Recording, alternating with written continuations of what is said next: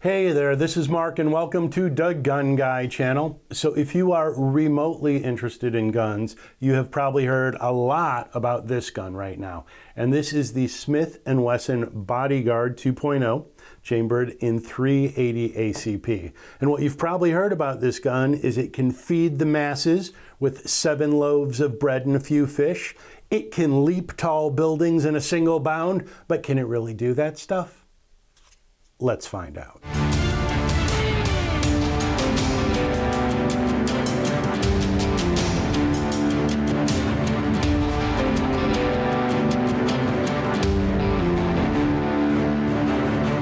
So, like I said, today we are going to be discussing the Smith and Wesson Bodyguard 2.0, which is, by every definition and interpretation, a pocket pistol. So what we're going to do first, because it's kind of what we do on this station, is discuss a brief history of the pocket pistol. Now, if you don't like that, you can skip to the next chapter. If you do like that, subscribe and give us a thumbs up. And actually, even if you skip to the next chapter, go ahead and subscribe, because that way you will get notified as soon as we put out some new videos. So let's jump right into the history, shall we? So what is a pocket pistol? It is exactly what it sounds like. It fits into your pocket or a vest, or it's just easily concealable. And it's also known as a mouse gun, and it earned that moniker long before the movie Escape from Alcatraz. The first pocket pistol really originated around the mid-17th century, and it was a small concealable flintlock known as the Queen Anne pistol. It also became known as a coat pistol or a pocket pistol. And the pocket pistol is really what we still call it today. This was used throughout the 18th century, and it evolved from a weapon that was really reserved for the wealthy class to a common sidearm that was pretty much used by common folk. Some of the more famous pocket pistols include the 1849 Colt, which was chambered in .31 caliber. And then there was also the 1857 Smith and Wesson, which was the Model 1. This was really probably the first practical pocket pistol, and it was also the first gun to shoot .22 short cartridge. This 7-shot Model 1 was a favorite among officers and soldiers during the American Civil War because it was easily concealable, and its operation was also pretty easy. It was extremely quick to reload in comparison to the full-size revolvers of that time. The Model 1 was then followed by the Model 2 Army, which was chambered in .32 rimfire long cartridge. So a host of additional rimfire cartridges started to appear from various makers, including the .41 rimfire, which was used in the 2-shot Remington Model 95. Now, this was the original 19th century vest-sized pocket pistol, and it was known as the Derringer. So the Remington 95 became so popular that it completely overshadowed all the other designs, and it became synonymous with the word Derringer. So the Remington double-barrel design is still being manufactured, actually, 150 years after they were first introduced. Now, the early 1900s introduced a rise of semi-automatic pistols, particularly chambered in .32 and .380 ACP. Now, we'll put a link, if you're interested in that, in the comments as well as somewhere, simply because we did a whole video on the .380 ACP and the Colt 1908. So if you're interested in that, go ahead and jump to that and then come on back. Anyhow, that kind of brings us today, and the pocket pistols are still incredibly popular. And actually, they seem to be gaining popularity, particularly in .380 ACP. And to that end, a lot of the companies are starting to come out with more and more models. So, with that being said, let's take a look at one of the latest models that came out, and we're going to unbox the Bodyguard 2.0 right now. All right, so let's take a look at what is in the Smith and Wesson blue and white box. We get our thank you note and congratulations on becoming a proud owner of a Smith product. along with the registration, a pretty cool sticker, and the ATF Youth Handgun Safety Act notice. It comes suitable, or wrapped rather, in this nifty blue plastic container, suitable for giving short stem roses to your loved one if you would like. It also has the, let's see, the manual, the warranty cards. Underneath here, kind of cleverly packed, we get a lock, our other magazine, which is the 12-round extender. We'll leave this out, and a flag, chamber indicator. So we're going to get this out of here. And let's take a look at the actual gun. So, as I said, it comes with 2 magazines, a 10 and a 12. And the interesting part about this is the way that they're getting this capacity in this tiny little gun is these are actually double stacked magazines. So the 12, and we will clear the gun just for those. So nothing in there, no bullets in here, we're good. So when you put the 12 round in, you see you can actually get your pinky on. Now, with the 10 round, the gun is really kind of small for my hand, but I did want to shoot it with the 10 round because I think the whole key for this gun is concealability. So the reason that you're getting this gun isn't necessarily the ergonomics, which, by the way, are actually pretty nice. What you're really buying this gun for is deep concealment. And you can see with the 10, you're getting 2 fingers for the most part. You're also getting a very nice high grip on this gun. So this is a blessing and a curse for me with the beaver tail. So honestly, when I was shooting this gun, because you can get such a high grip, which gives you more control on the gun, I was getting a bit of not slide bite, but of a rash here from the recoil. Now it's nice and smooth for the most part, but it was still giving me a bit. So in regard to the main selling point of this gun outside of concealability is the weight. So let's take a look at the weight of this gun really quickly. And it's supposed to come in right at about 9.9 ounces. So 9.91, it does indeed. So that's got to be one of the lightest guns I've ever owned. I think the other pocket pistol that I own, which is a revolver, it's the Smith PD351, I believe. It's the 22 Magnum. Even that weighs more than this gun.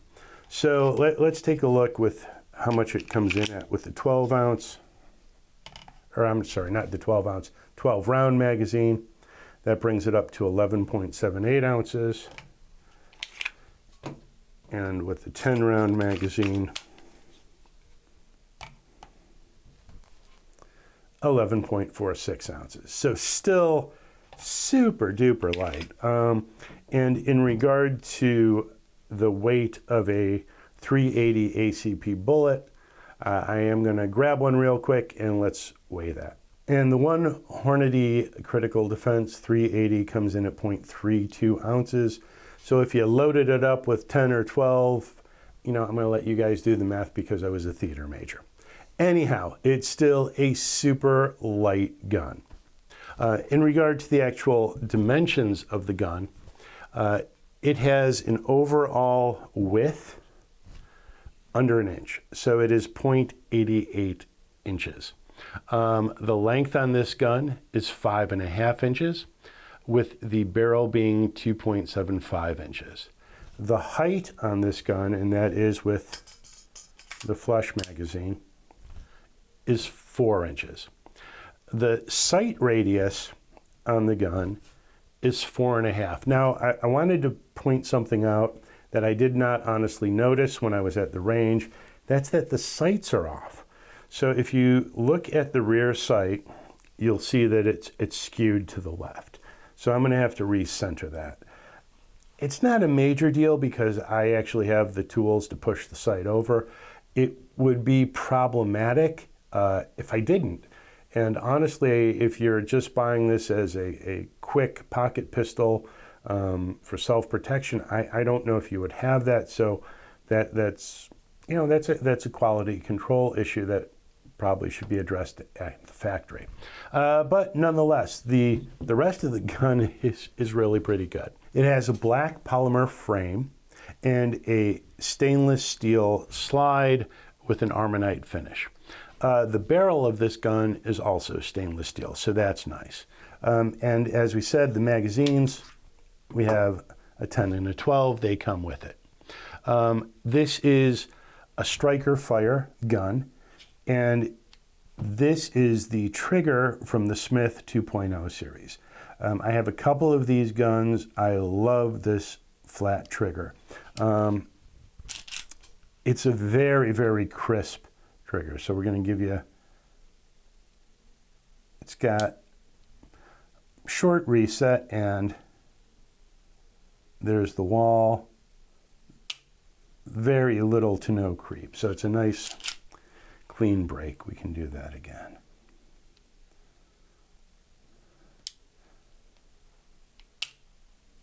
So the trigger on this is really nice. And when I looked at the Smith website, it said 10-pound trigger, no. And indeed, this gun does not have a 10-pound trigger. So let's take a quick look and see what the trigger pulls are.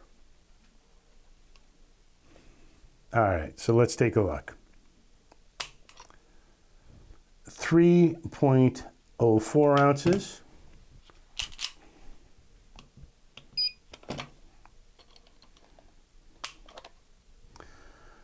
2 pounds, 7.3 ounces.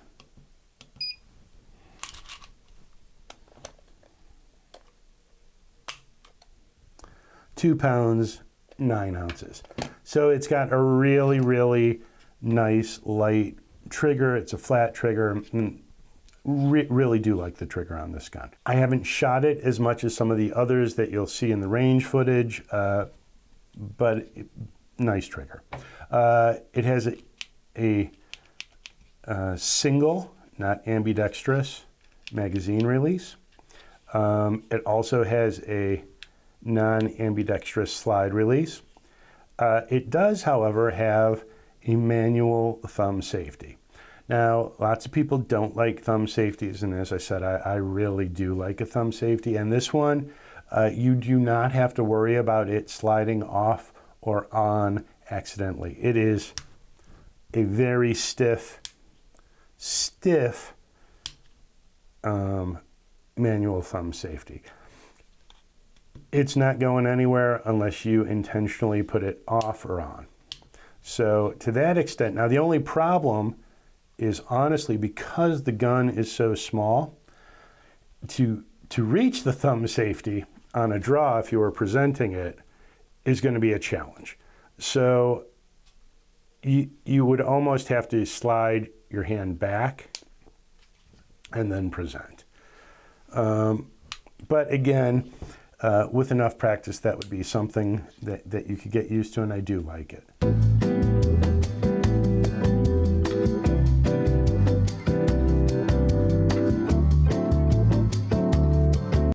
In regard to the grips on the polymer, they're very nice.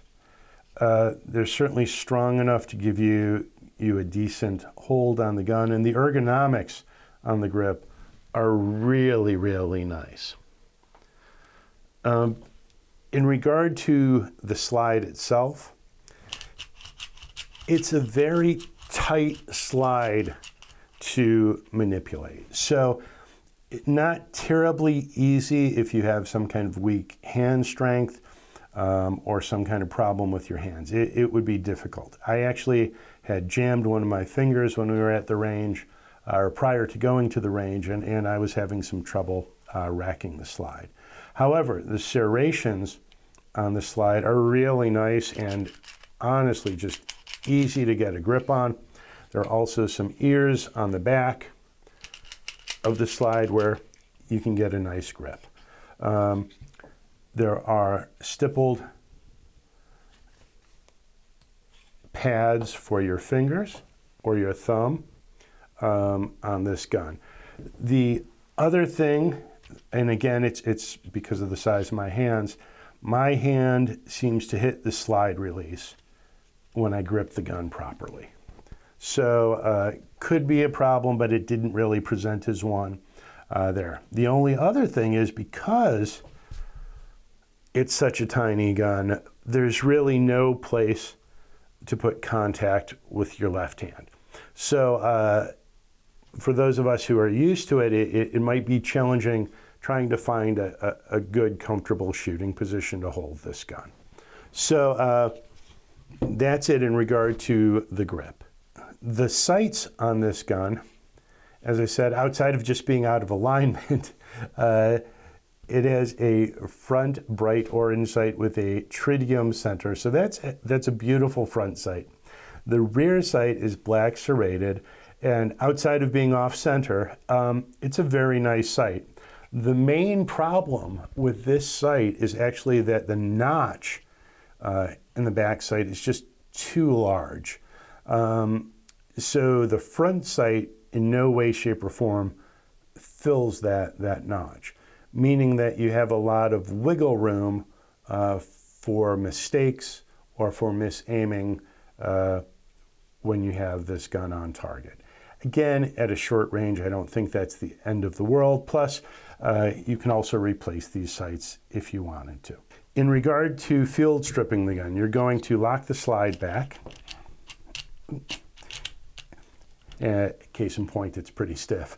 You're going to slide the lever down, release this. You're going to pull the trigger and pull it forward. And you will then be able to take out the rod, spring, and barrel on this gun. Incredibly light slide. So we'll put this back the same way we took it apart.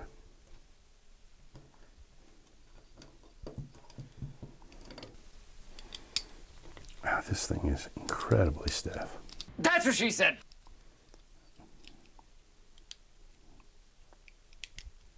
There we go. Got that back in.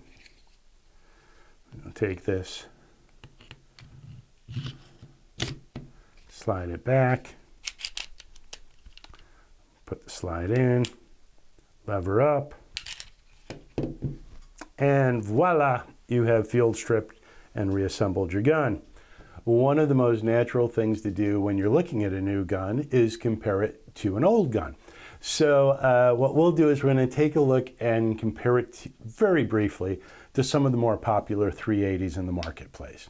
Now, I personally, as you saw in the video, if you follow the link below, really like the Sig P238. It's one of my absolute favorite pocket pistols.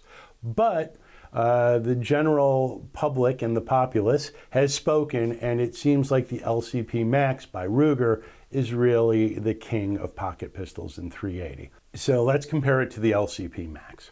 The LCP Max has a shrouded hammer that acts like a single action, as opposed to the Bodyguard, which is a striker fire. I'm not particularly comfortable carrying the LCP Max because it doesn't have a manual safety. And in my head, at least, because it has a shrouded hammer, when you cock it, that hammer is cocked. And I wouldn't carry a cocked revolver in my pocket, so I'm not going to carry a cocked, if you will, semi-automatic pistol. Now, I would carry the LCP Max without one in the chamber if I was just putting it in my pocket. Whole different story for a whole different conversation. The LCP Max is just a hair shorter in length. It has an overall length of 5.22 inches. It's about the same height, and it's 1/10 of an inch thicker than the Bodyguard. So they have similar capacities. They're both available in 10 and 12 rounds. Now, as you'll see when we were firing them, I actually preferred the trigger on the LCP Max. And by the way, just to be fair to the Smith, I think I'm probably the only one on the planet who does prefer the Ruger's trigger.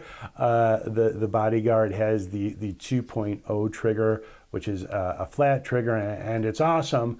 For me, however, I just liked shooting the Ruger more, and I guess that's kind of what makes it a horse race, right? I also did like the sights better on the Ruger. They have very similar sights. They're both blacked out serrated rear sights, but because the rear notch on the Smith is so huge, it allows for a lot of error when aiming. And honestly, I don't need any help. I can miss my aim even when it's a great sight. Either one of these guns is actually an awesome choice for a pocket pistol, particularly for deep concealment.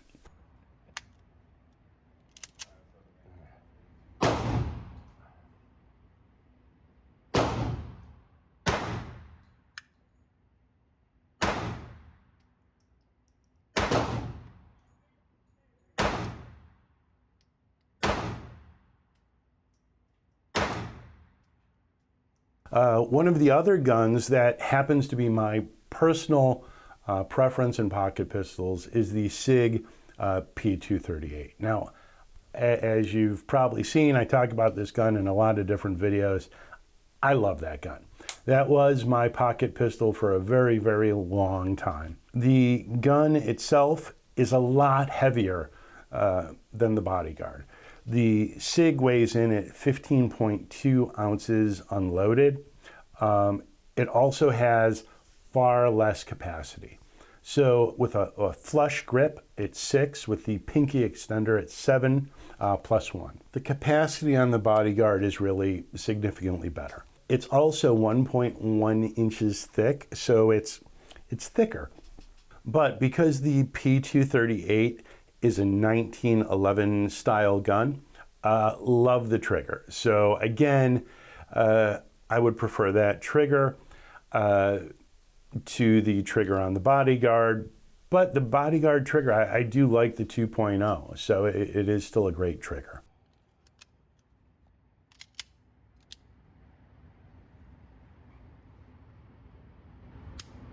Ooh.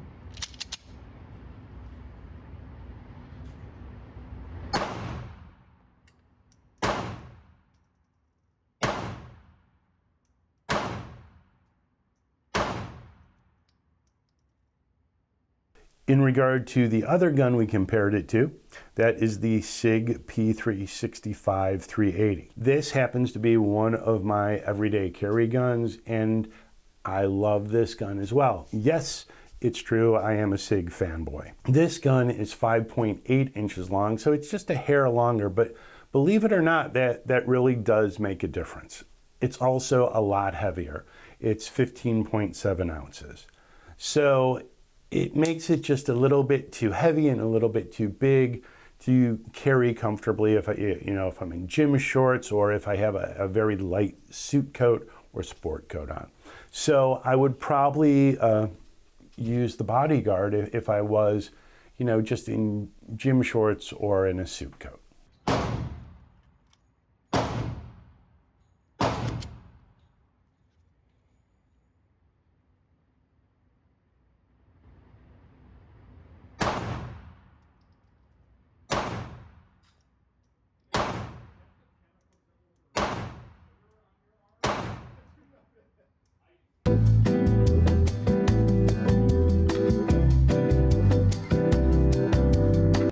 So there are 2 in, and if you just go like this, it won't go. Alright? So you have to come here, push down and go in. So that's on the 3rd. And then after that, it's fine. 4,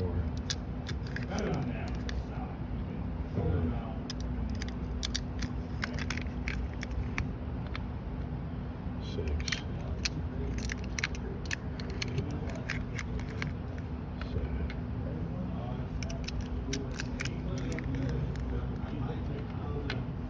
8,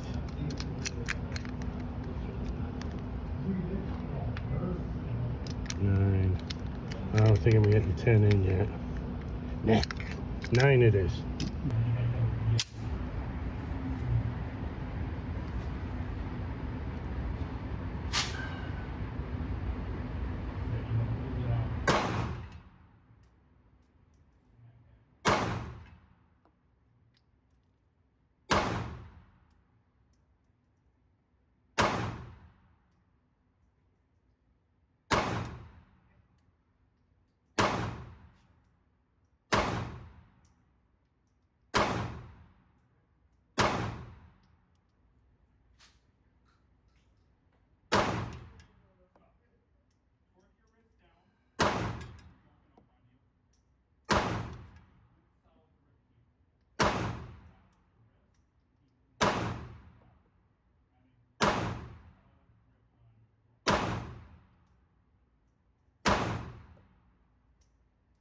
Same thing. So, final thoughts on this particular gun. I really do like this gun, although it does have a few hairs on it, right? It's very small for my hand. It's not the most comfortable gun to shoot because I get a little bit of rash in the webbing. However, it's super tiny. It's really light. It's got a great capacity. It's very effective within 7 yards. Now, I wouldn't want to try to shoot this gun at 25 or 50. I have enough trouble with a full-size pistol at that range. So, but this really isn't a competition gun, and it's not a target gun. It's a self-defense gun, and it has a place. The price is around $450, and you can shop and find it around $400 online. So, final thoughts. It is not the best gun ever created. It really can't feed the masses with loaves and fish, and it can't jump tall buildings, and it's not going to cure any diseases in the immediate future. But if you're looking for a great pocket pistol that you can literally throw in your pocket and forget, it's a great solution for deep concealment. So those are my thoughts. Let me know what you think of our comments. If you like this video, please like, subscribe, and give us your feedback below. Thanks a lot.